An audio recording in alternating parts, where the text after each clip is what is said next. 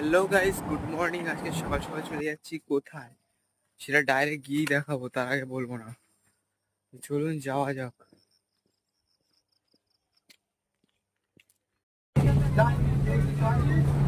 উঠে পড়লাম ট্রেনে।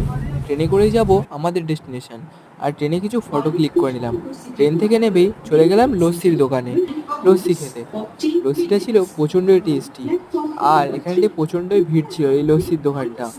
লস্যিটা এতটাই গাঢ় আর এতটাই টেস্টি বলার মতো না, গরমে মনটা জাস্ট খুশি হয়ে গেল। তারপরে চলে গেলাম মন্দিরের ভিতরে ভোগ প্রসাদ খেতে। মন্দিরে পাশেই অনেক রকম টিকিটের সিস্টেম আছে।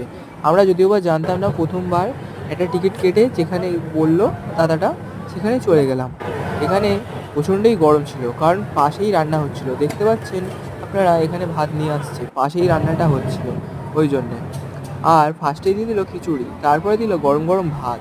এখানে পাশেই যেহেতু রান্না হচ্ছে, সবারই এই গরমে ঘেমে গিয়েছিলাম। সেই জন্য সবাই এখানে, ভক্তগণ সবাই এখানে ঘেমে যাচ্ছিলো।